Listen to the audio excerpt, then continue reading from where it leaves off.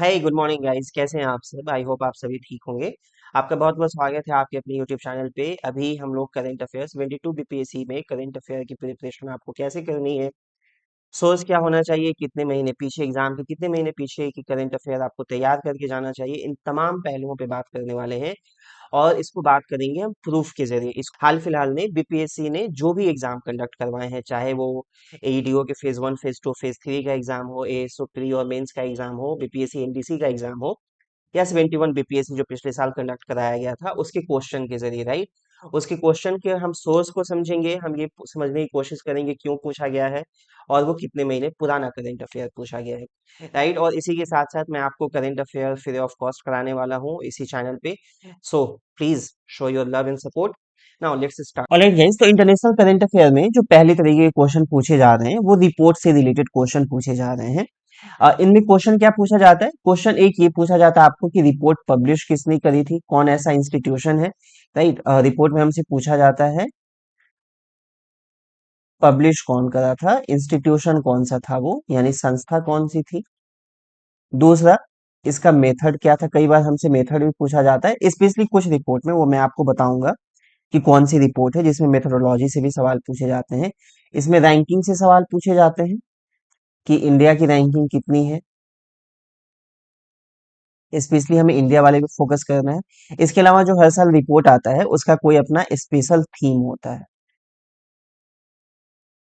तो हमसे ये थीम के बारे में सवाल पूछा जाता है। तो ये चार तरीके के रिपोर्ट से रिलेटेड ये जो चार टॉपिक है, जब भी आप कोई रिपोर्ट पढ़ें ये चार टॉपिक को आपको कवर करना है। संस्था कौन सी है, पब्लिश कौन कर रहा है, यानी रिपोर्ट में कौन कौन से ऐसे इंडेक्स हैं, राइट, या डायमेंशन है जिसे कवर किया गया है, जिसको लेके ये रिपोर्ट बनाई गई है, जिसे हम मेथोडोलॉजी में पढ़ते हैं। उसके अलावा रैंकिंग में स्पेशली इंडिया का रैंक आपको पता होना चाहिए, ठीक है। और फिर आपको जो हर साल रिपोर्ट आया है उसका थीम क्या है, ठीक है, ये पूछे जाते हैं। तो आइए हम सबसे पहले क्वेश्चन देखते हैं। सबसे पहला क्वेश्चन था, 69 बीपीएससी 2023 में एग्जाम हुआ था 30 सितंबर को, राइट।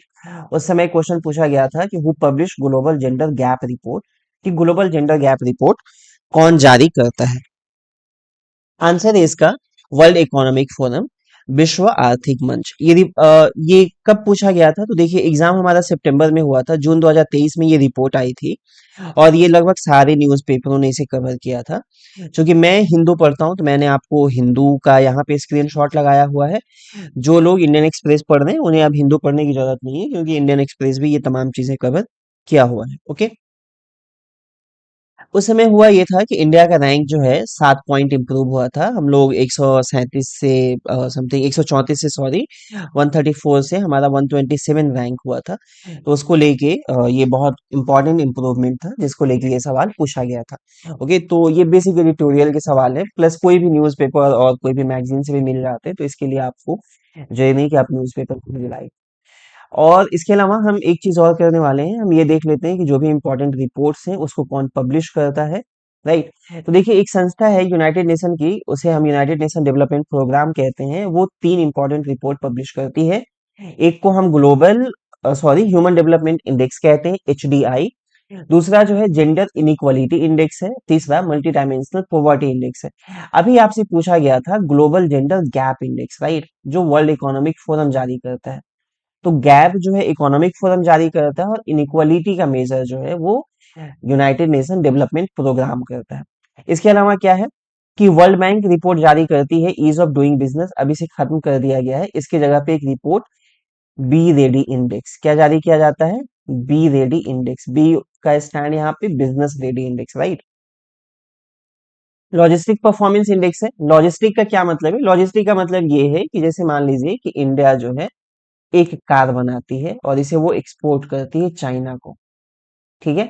तो यहाँ इंडिया के अपने पोर्ट से या जहां पे कार का मैन्युफैक्चरिंग हुआ है उस मैन्युफैक्चरिंग की जगह से लेके चाइना के मार्केट तक कार को पहुंचाने में ट्रांसपोर्ट में कितना खर्च आया है, ठीक ना, यानी यातायात की जो टोटल खर्च है वो कितना हो रहा है, that is called logistic cost, okay.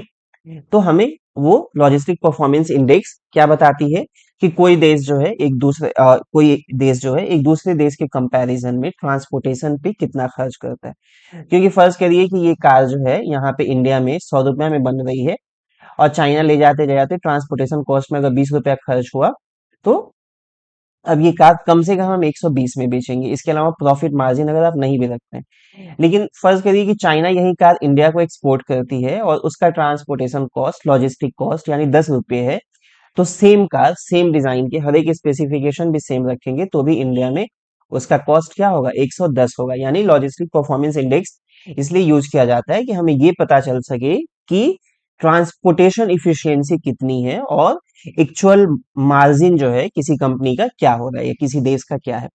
इसके अलावा वर्ल्ड बैंक जो है ह्यूमन कैपिटल इंडेक्स भी जारी करती है। देखिए, human development index United Nation Development Programme जारी करती है, World Bank human capital index जारी करती है। इसके अलावा एक रिपोर्ट है ग्लोबल इकोनॉमिक प्रोस्पेक्ट, कि आने वाले समय में विश्व की अर्थव्यवस्थाएं कैसे बढ़ेंगी उसके बारे में रिपोर्ट है। ग्लोबल इकोनॉमिक प्रोस्पेक्ट कौन जारी करता है, वर्ल्ड बैंक जारी करती है। इसके अलावा एक और इंटरनेशनल मॉनेटरी इंस्टीट्यूशन है जिसे हम इंटरनेशनल मॉनेटरी फंड कहते हैं, शॉर्ट होता है आईएमएफ। ओके, आईएमएफ क्या क्या जारी करता है, वर्ल्ड इकोनॉमिक आउटलुक। ठीक है, अभी देखिए हमने देखा कि world bank global economic prospect जारी करता है। ओके, और इंटरनेशनल मॉनेटरी फंड जो है वर्ल्ड इकोनॉमिक आउटलुक जारी करता है, तो कंफ्यूज नहीं होना है आपको। इसके अलावा इंटरनेशनल मॉनेटरी फंड जो है फिस्कल मॉनिटरिंग के लिए रिपोर्ट जारी करता है, ग्लोबल फाइनेंशियल स्टेबिलिटी रिपोर्ट भी जारी करता है।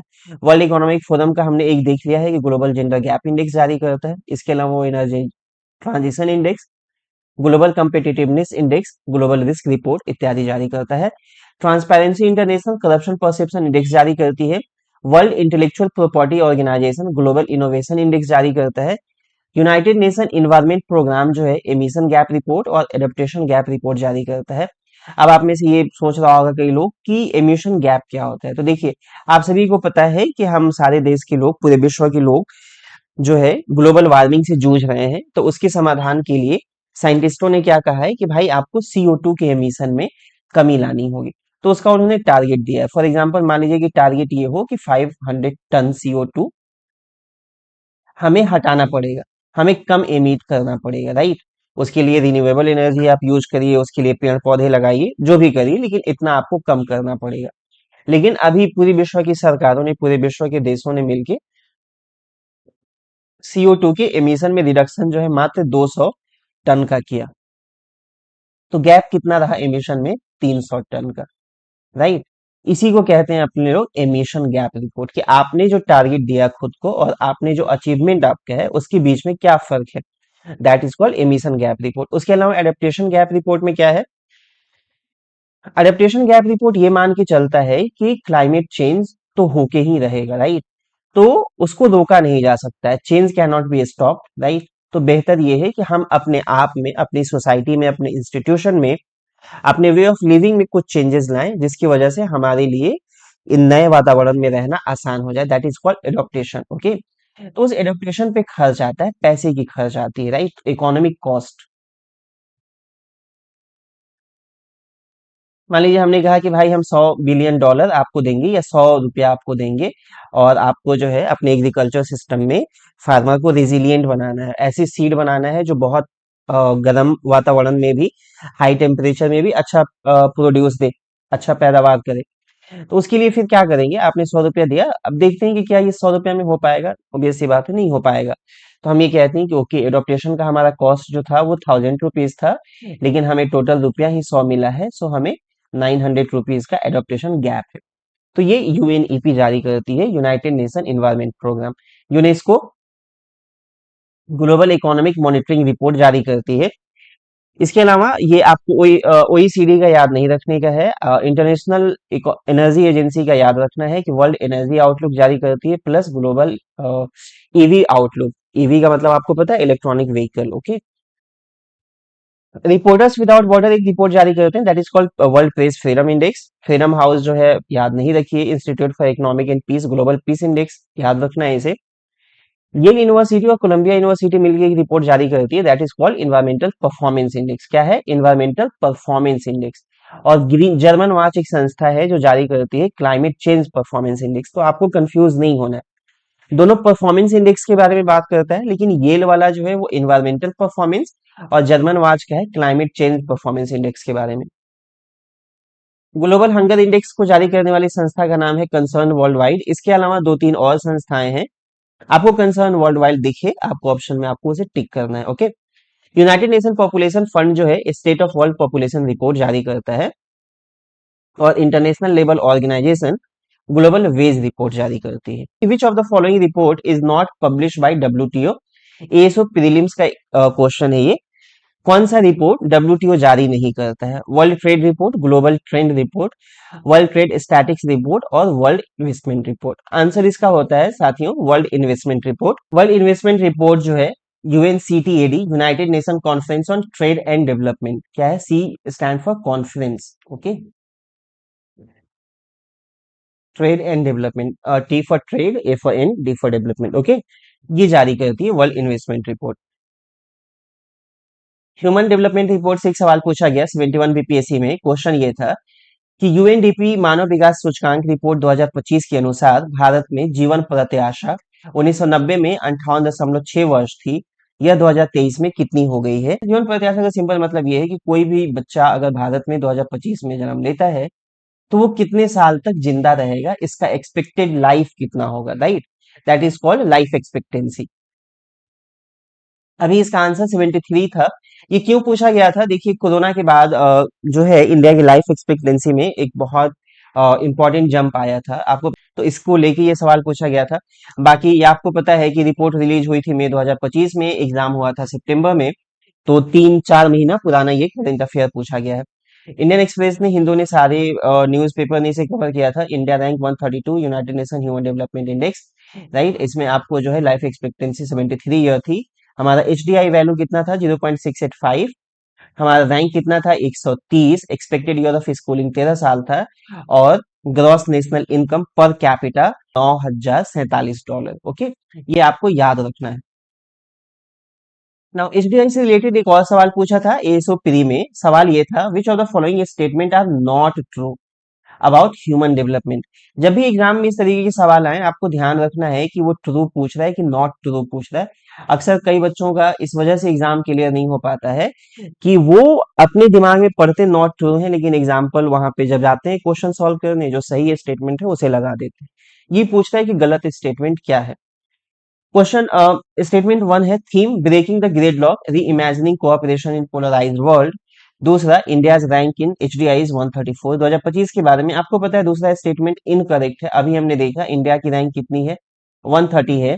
और ये ब्रेकिंग द ग्रिड लॉक नहीं है, इसका थीम जो था people matter of choice, people and possibilities in the age of AI.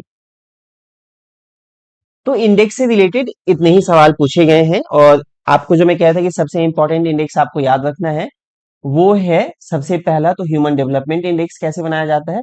इसके अलावा multi dimensional poverty index, multi dimensional poverty index MPI, ये सबसे इंपॉर्टेंट है। इसकी मेथोडोलॉजी हमें जाननी जरूरी है। ओके, दूसरी तरीके के जो सवाल हमसे इंटरनेशनल रिलेशन में पूछे जा रहे हैं, वो सवाल हमसे ये पूछे जा रहे हैं कि कोई भी संस्था है, जैसे मान लीजिए कोई भी इंटरनेशनल इंस्टीट्यूशंस है,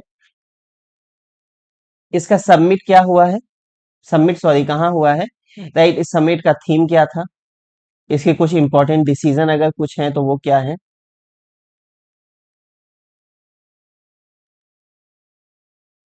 ये हमसे पूछे जा रहे हैं, सबमिट या कॉन्फ्रेंस, राइट? देखिए, एक सवाल हमसे पूछा गया 69th बीपीएससी में कि G20 सदस्य प्रतिनिधित्व करते हैं, G20 मेंबर्स रिप्रेजेंट वैश्विक जीडीपी का लगभग 85%, वैश्विक व्यापार का लगभग 50%, विश्व की लगभग दो तिहाई जनसंख्या, जी, राइट, विश्व की लगभग दो तिहाई जनसंख्या मतलब वर्ल्ड पॉपुलेशन का 2/3 या 66%। ओके, इसमें से पूछा गया है कि कौन कौन सा स्टेटमेंट सही है। इसमें से केवल दो स्टेटमेंट सही है, वैश्विक जीडीपी का ये 85% और विश्व की जनसंख्या का ये दो तिहाई, यही बस सही है। ये वैश्विक व्यापार का 50% नहीं है, वैश्विक व्यापार का 75%, 75% या 2/3 आप कह सकते हैं।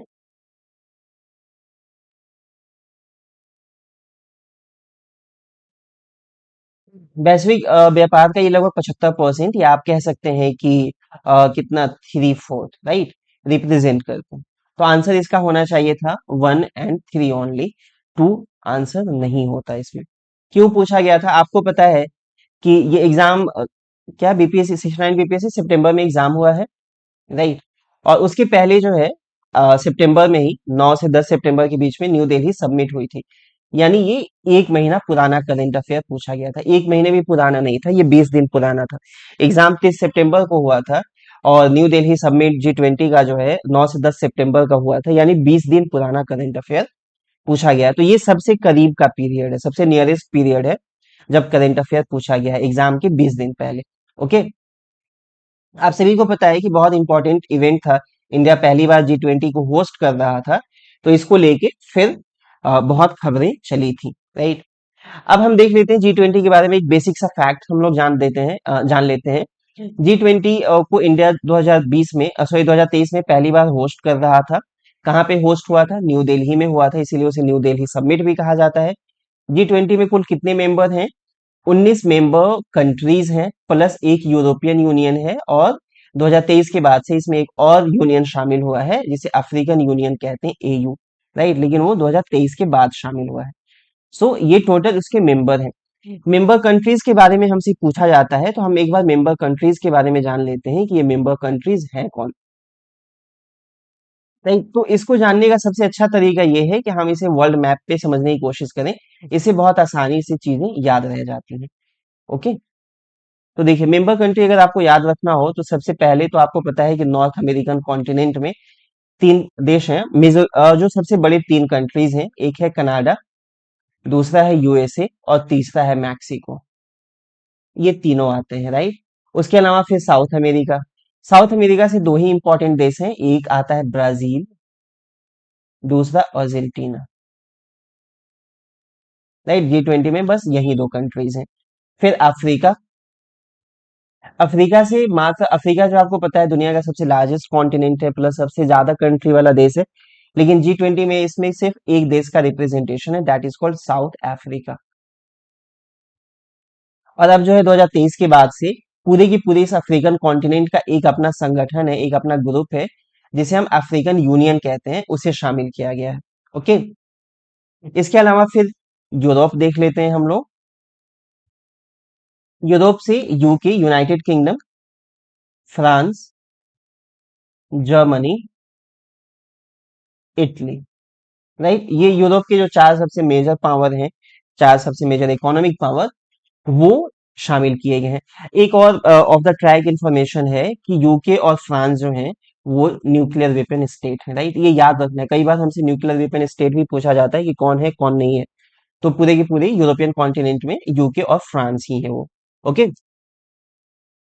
हमने देखा कितने कॉन्टिनेंट का, हमने अफ्रीका देख लिया, north America, south America, Europe देख लिया। एक मेंबर ऑस्ट्रेलिया है इसका। सबसे लार्जेस्ट मेंबर के बारे में बात करेंगे तो फिर वो एशिया से आता है। एशिया से कौन कौन सा है? तो देखिए, एशिया से सबसे पहले तो सऊदी अरेबिया है, दूसरा इंडोनेशिया है, तीसरा जो है जापान है, साउथ कोरिया है, चाइना है, इंडिया है, राइट। तो एक दो तीन चार पाँच छः, एशिया से total 6 countries are part of this group, right. तो आप ऐसे कॉन्टिनेंट वाइज इसको याद रखेंगे। अगर इसका एक फायदा ये भी है ना कि जैसे कई बार एग्जाम में ये पूछ दे कि ओके कि एशियन सॉरी G20 में सबसे ज्यादा रिप्रेजेंटेशन एशियन कंट्रीज का है, क्या ये स्टेटमेंट सही है? हाँ, ये स्टेटमेंट सही है। लेकिन सिर्फ आप कंट्री का नाम याद रखते हैं तो थोड़ा मुश्किल होगा इस सवाल को बनाने में। सो दीज आर सॉरी, एक टर्की हम लोग भूल गए और रशिया भूल गए हैं G20 में, I am really sorry. Turkey and Russia, ये दो कंट्री भी पार्ट है। अब रशिया को एशिया का पार्ट भी माना जाता है, यूरेशिया का पार्ट भी माना जाता है। टर्की जो है मेजोरिटी एशिया में आता है, राइट। उसका कुछ हिस्सा जो है यूरोप में आता है, लेकिन वो EU का पार्ट है। तो आप इसको जैसे भी याद रखना चाहें याद रखें, एशिया में क्लासीफाई करें, यूरोप में क्लासीफाई करें, लेकिन रशिया मेजोरिटी एशिया में आता है, तो हम रसिया को एशिया में काउंट करते हैं। ओके। तो इस तरीके से आपको उसे याद रखने की जरूरत है। G20 को बनाया कब गया था, बना कब था? G20 जो है 1999 में बना था। क्यों बना था? तो उस समय एशियन फाइनेंशियल क्राइसिस हुई थी, यानी उस समय एशिया के कुछ देश जैसे कि इंडोनेशिया था, फिलीपींस था, जापान था, साउथ कोरिया था, वो काफी तेजी से उन्होंने ग्रो किया और अचानक जो है वहां पे फिर बहुत बड़ी इकोनॉमिक क्राइसिस आई और सारे के सारे वहां पे इकोनॉमिक जो डेवलपमेंट थे वो बर्बाद हो गए। ठीक है। तो उसे हम एशियन फाइनेंशियल क्राइसिस के नाम से जानते हैं। तो उसी के बाद से 1999 में ये ग्रुप की फॉर्मेशन होती है। पहले ये फाइनेंस मिनिस्टर और सेंट्रल बैंक के गवर्नर, जैसे इंडिया के गवर्नर, आरबीआई के गवर्नर, इसमें बैठते थे। उनका ये संगठन हुआ करता था। फिर जाके 2007 में जो है, 2007 के ग्लोबल फाइनेंशियल क्राइसिस के बाद से 2009 में इसे हम लोग जो है प्राइम मिनिस्टर या प्रेसिडेंट, जो हेड ऑफ स्टेट है या हेड ऑफ गवर्नमेंट है, उसके समिट के रूप में ये इवॉल्व होता है। ओके, नाउ नेक्स्ट रिपोर्ट क्या है, सॉरी, नेक्स्ट क्या पूछा गया हमसे ग्रुपिंग में।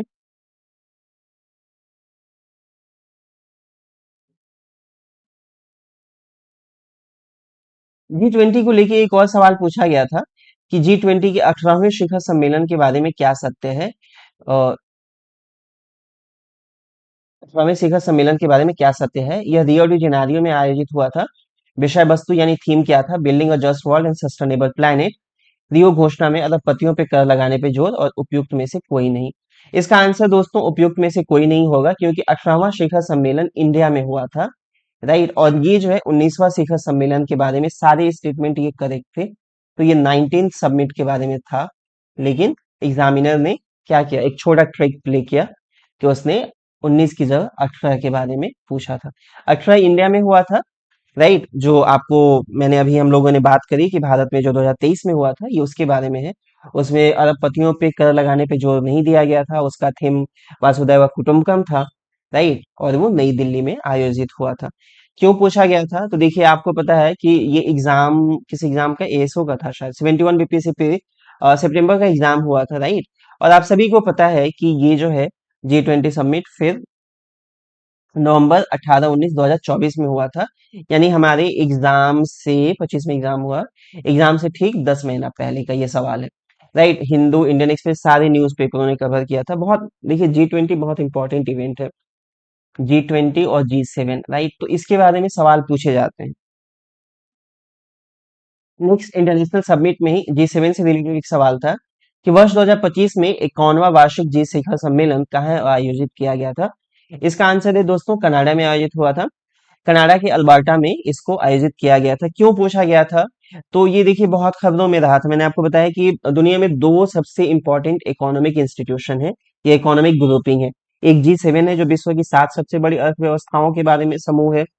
दूसरा जो है वो G20 है, राइट, जो विश्व की 20 सबसे बड़ी अर्थव्यवस्थाओं का एक ग्रुप है, एक समूह है। कब का ये क्वेश्चन है, एसो मीन्स ये 4 महीना, 3 से 4 महीना पहले जो एग्जाम हुआ था, उससे 3 से 4 महीना पहले का ये करंट अफेयर है। कवर हर एक न्यूज़पेपर में आपको पता होगा। ऑलराइट गाइस, तो आज हम इतना ही रखते हैं। Will do next.